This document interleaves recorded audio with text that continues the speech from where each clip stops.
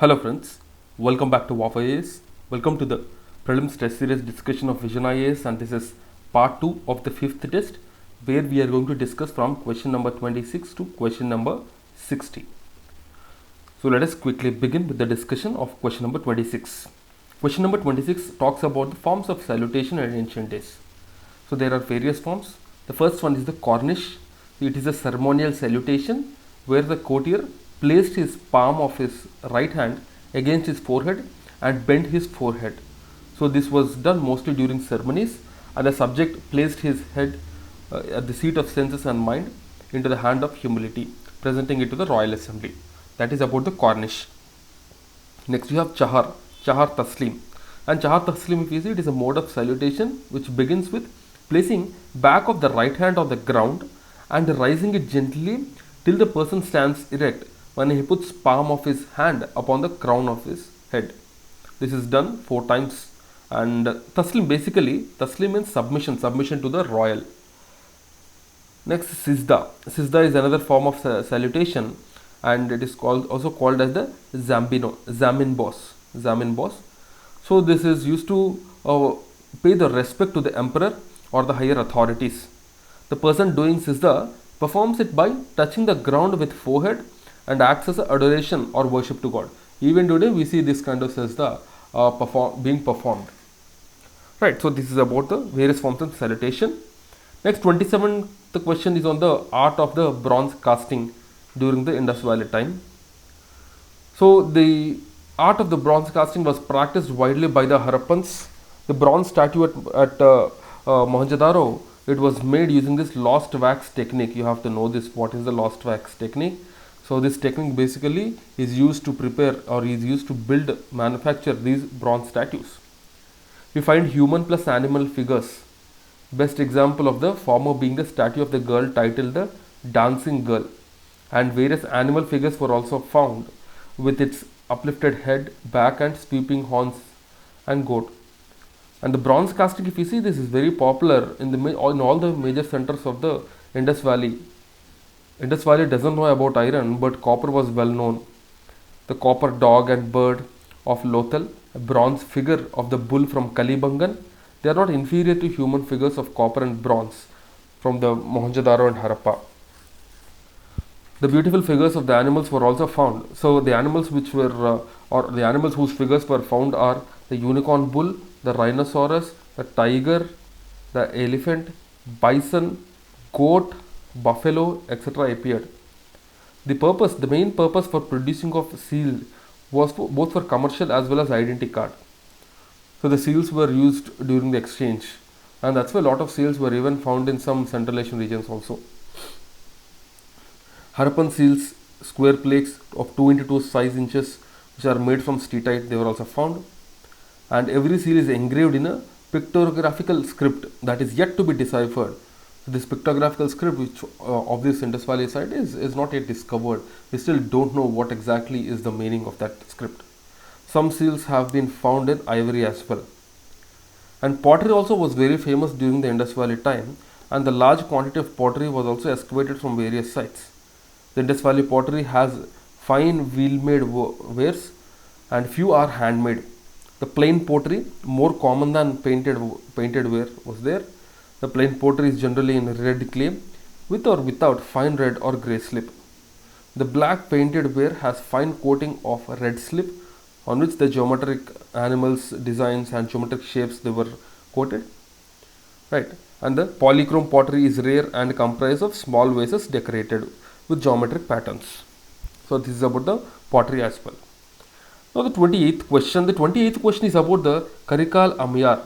So Karikal Amyar is a great devotee of Lord Shiva, and she followed intense asceticism to gain her goal. One of the 3 women saints among 63 Nayanars, that is the importance of Karikal Amyar, and she is one of the greatest figures of the Tamil literature. Her compositions were preserved within the Nayanar tradition. So that's why this lady, Karikal Amyar, is very famous. She is a devotee of Lord Shiva. Next, 29th question is on the age of Mahajanpadas, which belongs to the 6th century. This age of Mahajanapadas was characterized by the use of northern black polished ware. The shining type of pottery was used back then. The archaeological excavations at the northern black polished ware sites gave the picture of the contemporary material culture. And this age saw the beginning of use of metallic money. They purchased marked coins of silver and they were used in trade and commerce. The use of burnt bricks and rings and ring wells appeared in the middle of this phase in the 3rd century BC. The northern black polished ware phase marked the beginning of second urbanization in this Indus Valley after the Indus Valley civilization. In fact, the first saw the emergence of towns in India, but after the disappearance of this Harappan civilization for about 1,000 years, we did not find any other towns, and the next urbanization began only during this time of Mahajanapadas. And during this phase, the artisans and merchants, they were organized into guilds. Nigama led to specialization of art and craft activities, and it saw the emergence of new social classes, including merchants, grihapatis, the rich merchants, and karmakaras, the wage laborers, etc. This is about the age of Mahajanapadas. Next, this 30th question is on important schemes. So the scheme which was asked is Mission Vatsalya. So Mission Vatsalya is recently operationalized, and it is one of the new triads of the scheme along with Mission Shakti and Poshan, and they aim to secure a happy and healthy childhood for every child. So Mission Vatsalya is related to the child. So the components under this Mission Vatsalya, if you see, it's the various statutory bodies are also there, their duties and roles. Along with that, the service delivery structures, institutional and non-institutional, community care, emergency outreach services, training and capacity building, and so on. The Childline 1098, it was also operationalized, 24-hour toll for free helpline for the children in distress, and it will be manned by the Ministry of Home Affairs under the Mission Vatsalya. Right, so this is about the Mission Vatsalya, and remember, Mission Vatsalya is related to the children, it's an umbrella scheme. Next, the 31st question is on Sankhya philosophy. Sankhya is one of the oldest philosophy in India. It is mentioned in Gita as well by Lord Sri Krishna, and Sankhya is it is a school of thought founded by Kapila Maharshi. In the beginning, it was materialistic, then it tended to be more spiritualistic. In fact, according to Sankhya, there are two fundamental categories of reality: Prakriti and Purusha. Purusha is the spiritual principle, whereas Prakriti is the material or nature. There are supposed to be many Purushas, but single Prakriti. And all these Purushas, all of them, they are eternal, unchanging, passive and unconscious, the Purushas. Whereas Prakriti is eternal and unchanging, but active and unconscious. The Prakriti has three gunas. It is combination of three gunas. The Sattva guna related to goodness, Rajaguna energy, and Tamoguna related to darkness. This is about Prakriti. And the early Sankhya said that the presence of divine agency is not essential for the creation of the world. The world owes its creation and evolution more to nature than God. It's a very rational and scientific view. In fact, in the 4th century, the creation of the world was given by this. And the liberation consists of Purusha realizing its distinction from Prakriti.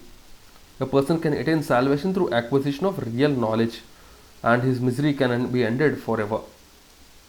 So it talks about other categories like the Buddhi, that is the discriminating faculty, the Ahankara, the ego, and mind. And Sankhya considers perception and reliable testimony as a valid base of knowledge, and attaches great deal of importance to inference. So this is about the epistemology and metaphysics of Sankhya philosophy. Next, the self-amplifying mRNA vaccine.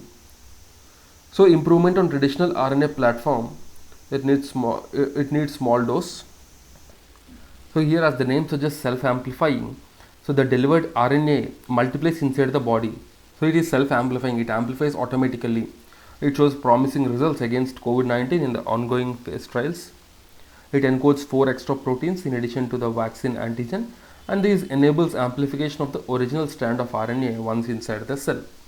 So this mRNA, the messenger RNA technology, it actually works by teaching our cells to recognize and protect us against these infectious diseases. And this mRNA vaccine, in fact, it tricks the body into producing some of these viral proteins by itself. Right? They work by using the mRNA or the messenger RNA, which is the molecule that essentially puts DNA instruction into the action. All this happens inside the cell itself. Okay, so this is about the mRNA. Next, the 33rd question is about the folk dances of India. Gidda, if you see, it is performed by women in Punjab, the fishing communities of Maharashtra, where both men and women, they link arms and dance together, and the women climb onto the shoulders of the men to form pyramids. Women's Lavani dance from this area is also a notable form, is notable for its sensuality. So Gidda and Lavani. Gidda is performed by women in Punjab and fishing communities of Maharashtra. Also they perform even the Lavani dance. And there are also various other forms of dance and folk theatres. The Nautanki of Rajasthan, UP, Bihar, Bhavi of Gujarat. Okay, the irrelevant Tamasha of Maharashtra, the Bengali Jatra, the spectacular Yakshagana of Karnataka, Theyyam of Kerala. So all these are various forms of this folk dance. So remember, and these, most of them, they narrate the stories of various legends, the local heroes, kings and deities. So this is about the folk dances. Next, 34th question is on the Rigvedic society.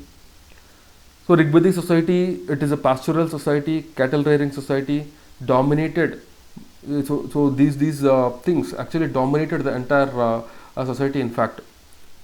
So they relied more on the animal rearing than agriculture. Agriculture, if you see, it is the chief means of sustenance of the later Vedic people. But during the Rigvedic times, cattle rearing is primary. The later Vedic texts speak of 6, 8, 12 and 24 oxen yoke to plow. So most important divine or the god during the Rigvedic times is Lord Indra. He is called as Purandara, or the destroyer of dwelling units. Indra played role of warlord, leading to Aryan soldiers to victory against the demons, and has 250 hymns devoted to him directly. The second position is held by Agni, who is a fire god, to whom about 200 hymns are devoted. In the post-Rigvedic times, two other collections, Yajurveda Samhita and Atharvaveda Samhita, were composed. Yajurveda consists of hymns plus rituals to accompany their recitations, later reflecting social and political milieu of that time.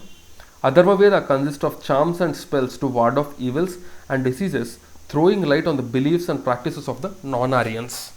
Okay, so this is about the Yajurveda and Atharvaveda.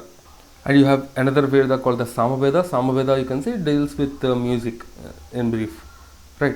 And yeah, remember this also, all the medicines and all these things, they are dealt by the Atharvaveda itself. Next, the 35th question deals with the Muhammad bin Tughlaq. This question is on Muhammad bin Tughlaq. So Tughlaqs, they defeated Mongols in the battle near Jhelum, occupied the Kalanor and extended his power beyond the Indus up to Peshawar. Sorry, all this is about Muhammad bin Tughlaq itself. In 1334, Ibn Battuta came to India via Afghanistan when Tughlaq dynasty was at the peak. He wrote about the history of Qutub complex and Kuwait al-Islam mosque, and last but not the least, also about Qutub Minar as well.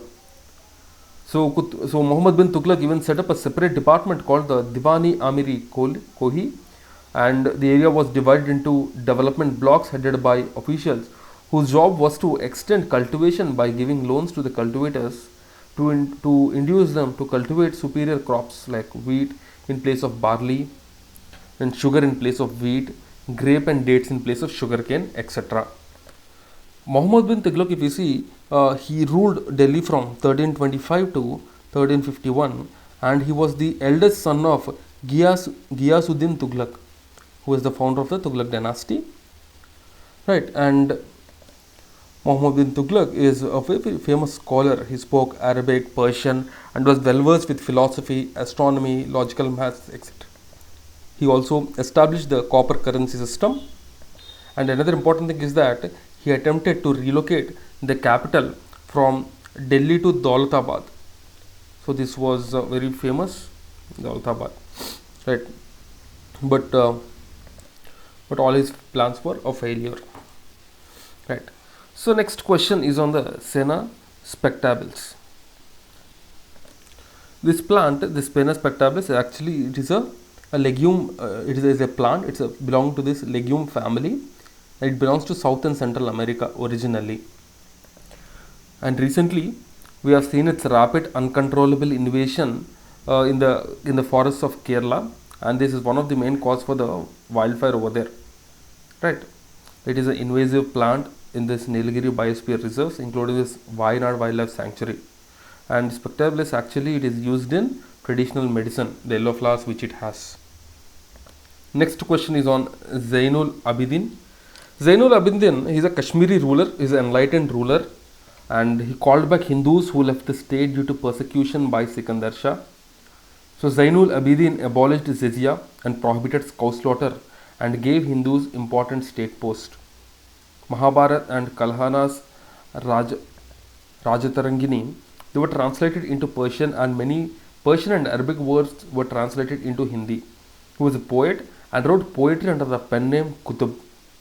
He developed agriculture via dams, canals and bridges.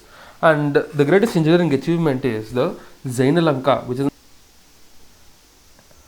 next is 38th question is on Panini. Panini is an grammarian of 5th and 4th century BC. He is a very ancient grammarian and philosopher who gave a comprehensive and scientific theory of phonetics, phonology and morphology. He composed this Ashtadhyayi, which is the oldest surviving Sanskrit grammar. Aryabhatta belongs to 476 to 500 AD. Varahimihira belongs to 6th century AD. They helped in the development of maths and astronomy in ancient India. Much younger than Panini and belonged to 4th and 5th century BC. The work was not influenced by Aryabhatta and Varahimihira, in fact Panini's work, because they are completely separate ones. So you can see they completely belong to two different timelines. Panini belongs to the BC and Aryabhatta and Varahimihira AD. So completely different timelines. Next 39th question is on various theatre forms. So theatre forms, if you see, the first one is the Band Pathar, which is a traditional theatre of Kashmir, combination of dance, music, acting, satire, wit and parody. They were also there, and the music is provided with the Surani, Nagara and Dhol. The Band Pathar is a theatre of Kashmir. Next, Match. The Match is a traditional theatre of Madhya Pradesh. Match is used for stage and also for play. The songs are given prominence in between the dialogues. The term for dialogue in this form is bowl and rhyme in narration, and it is termed Vanag.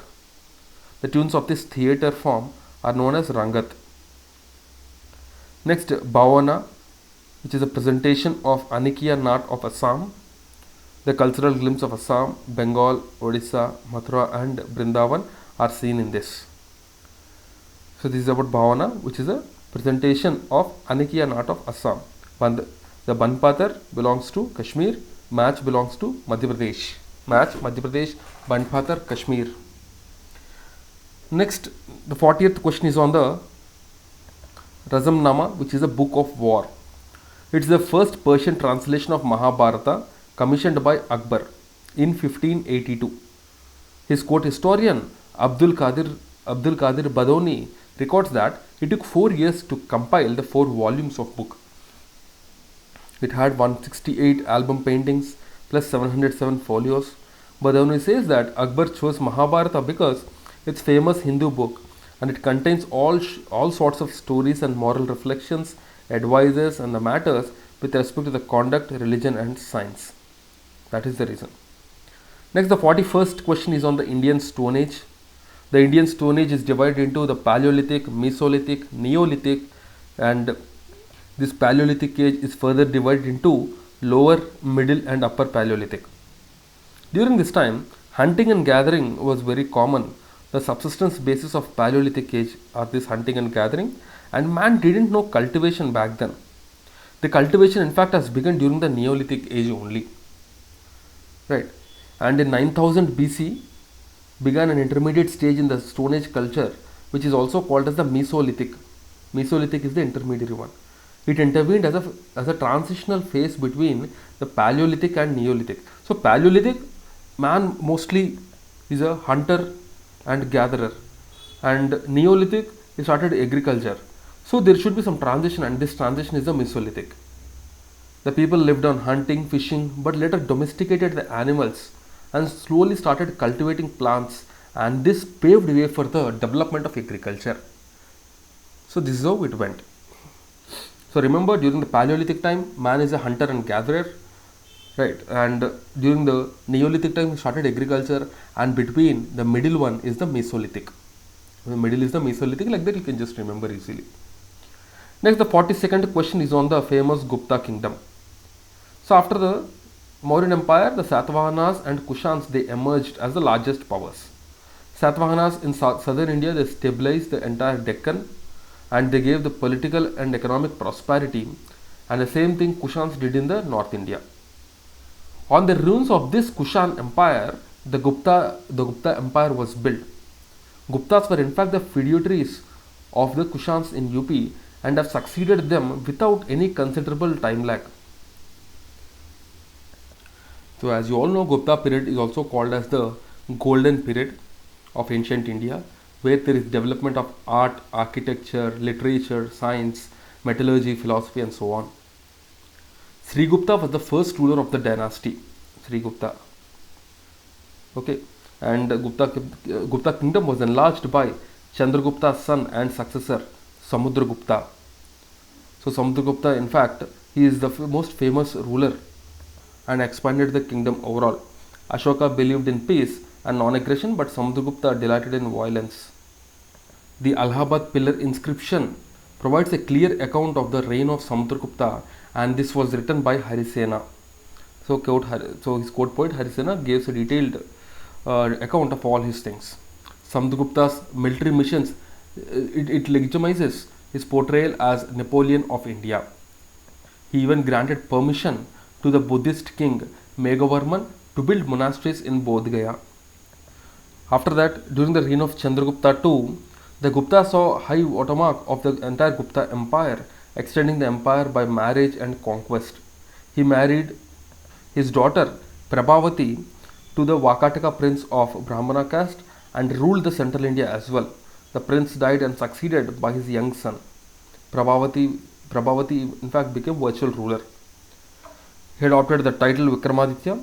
First it was used by Ujjain ruler and as a mark of victory over the Kshatrapas of the western India. Chandragupta II favored the Navaratna poets, and the most famous among them is the Kalidasa. And during this Gupta time, the empire was divided into provinces known as Buktis. The Buktis were further divided into Vishyas. Remember these Buktis and Vishyas. And another important feature of this Gupta time is that, unlike the Mauryan times, the administration in Gupta period seems to have managed from the grassroots level. That is the key difference. Right.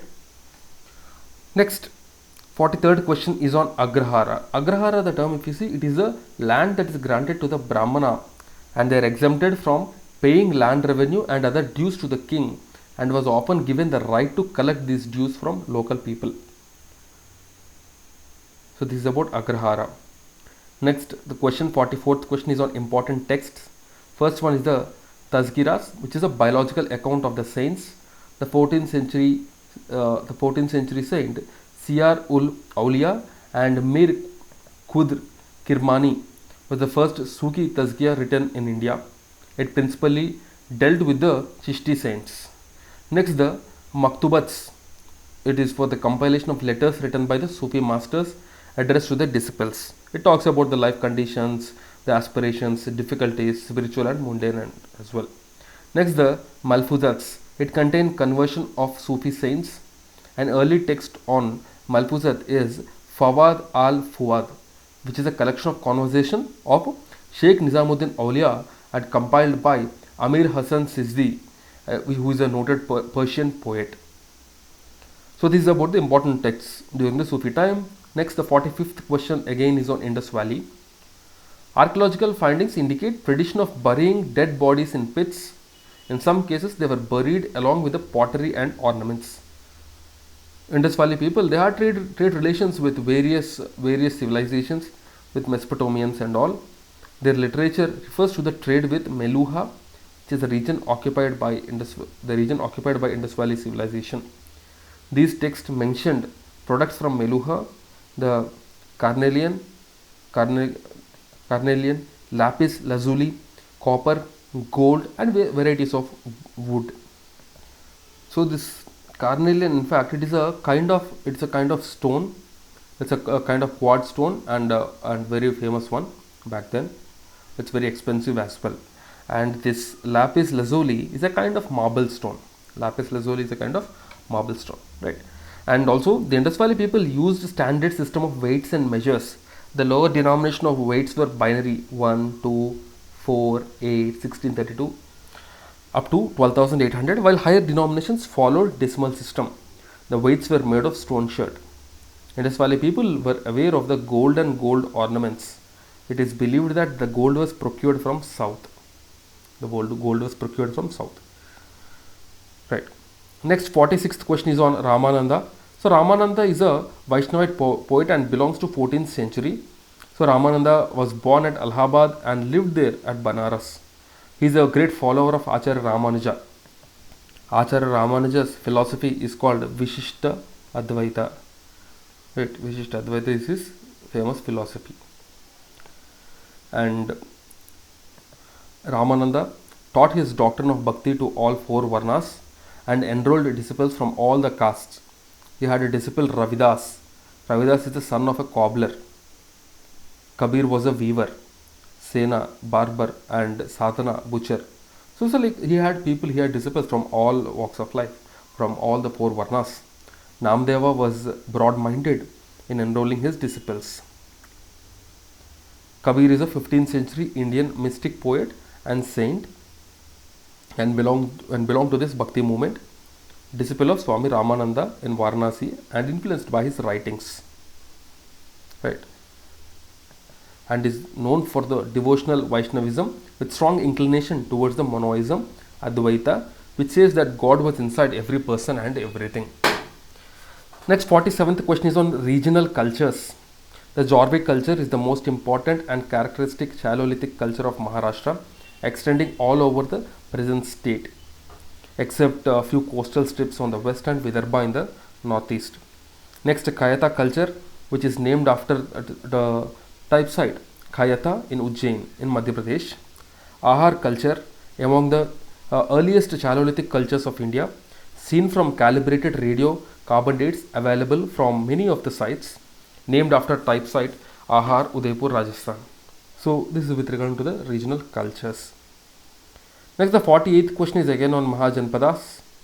So during Buddha, there were 16 large sites, the Mahajanpadas, situated north of the Vindhyas and extended from northwest frontier province to Bihar.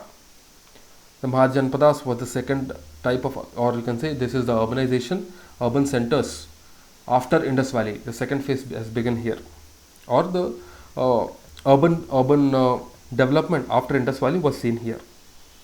Anga comprises the Bhagalpur and Mohingyar in Bihar, located east of Magadha and west of Rajmahal Hills.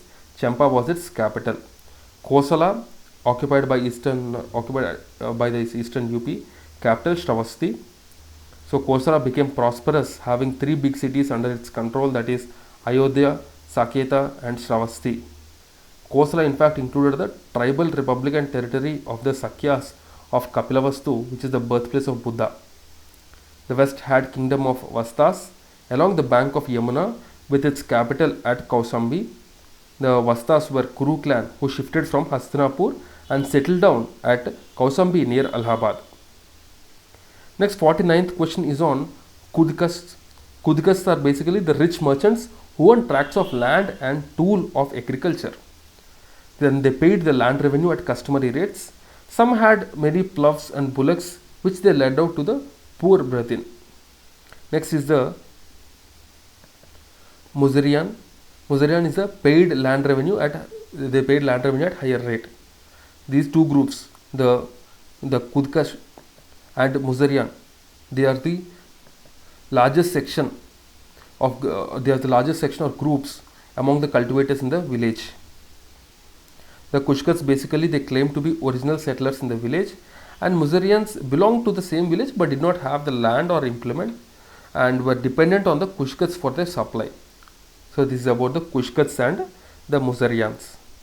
Next, the 50th question is on Fatehpur Sikri. Fatehpur Sikri is a city in red sandstone at Agra, built by Jalaluddin Muhammad Akbar in honor of the great Sufi saint Sheikh Salim Chishti. And he planned it as his capital, but shortage of water compelled him to abandon that. And Fatehpur Sikri was built between 1571 to 1585. Rectangular in plan with grid pattern of roads by lanes which cut at right angles, featured efficient drainage and water management as well. The buildings are made in red sandstone and little use of marble was seen. Diwani which is a hall of public attendance. On the north side it has Diwani Khas, the hall of private audience or the jewel house, and other monuments of exceptional quality. If you see, they are Panch Mahal, which is the pavilion of Turkish Sultana, Anup Talao, which is peerless pool, the Diwan Khani Khas, and Kwabag, which is a sleeping chamber, the palace of Jodhabai, which is the largest building of the residential complex. Right. So these are seen, and also amongst the religious monuments at Fatehpur Sikri, Jama Masjid is the earliest building constructed on the summit of ridge, completed in 1571-72 itself.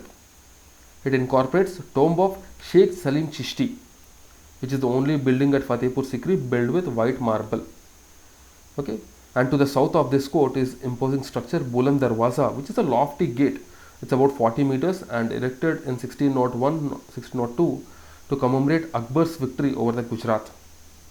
So this is about Buland Darwaza and Fatehpur Sikri. Next, 51st question is on the All India Household Consumer Expenditure Survey.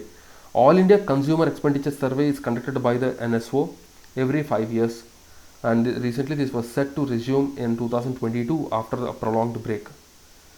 So remember, this is a survey conducted once in every 5 years by the NSO under the Ministry of Statistics and Program Implementation, the MOSPI.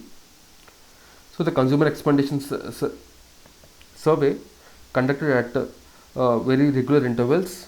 It estimates or it generates estimates of the household monthly per capita consumer expenditure and distribution of households and person over this various classes, in fact. Okay, that means how much a household can spend on what he will spend. So all of this data is collected here. Next, 52nd question is on border dispute with regarding various states in the northeast. And next, the 53rd question is on the 2+2 dialogue. The 2+2 dialogue is happens between India and various countries like US, Japan, US, Australia, Japan, Russia, and also this 2+2 dialogue, in fact, happens between the Foreign and the Defense Ministry of India and other country. In fact, it's a strategy alliance, we can say. And besides Russia, 3 countries are India's partners in Quad: Australia, US, and Japan. So that is the thing with this 2+2 dialogue. Next, the 54th question is on Govinda III. Govinda III is one of the greatest Rashtrakuta ruler. He ruled from 793 to 814, and Amogvarsha ruled after him from 814 to 878. After a successful expedition against Nagapattina and Kannauj and annexation of Malwa, Govinda III turned towards south. Govinda terrified Kerala, the Pandyas and the Chola kings, and caused Pallavas to wither.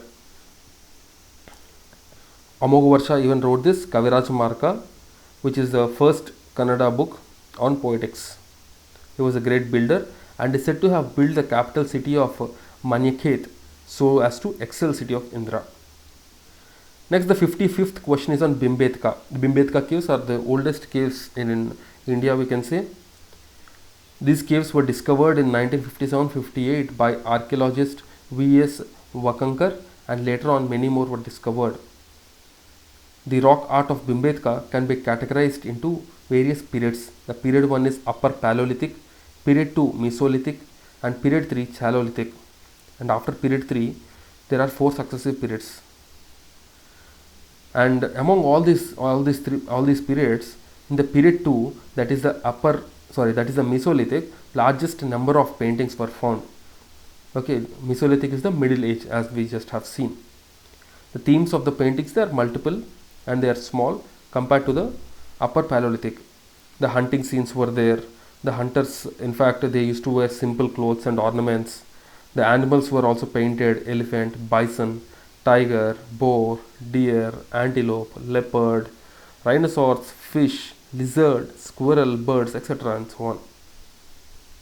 The animals were painted in naturalistic style and humans were depicted in the stylish manners.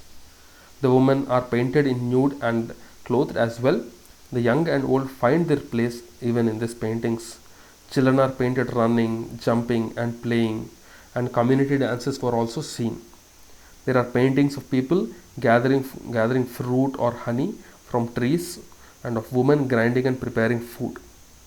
And also, these artists used many colors, including various shades of white, yellow, orange, red, purple, etc.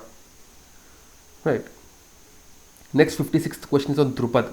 Drupad is one of the oldest and grandest form of Hindustani classical music.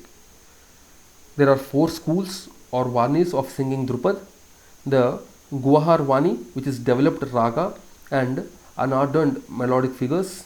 Next, the Dagar Vani, emphasized on the melodic curves and graces. The Kandar Vani, which is specialized in quick ornamentation of notes.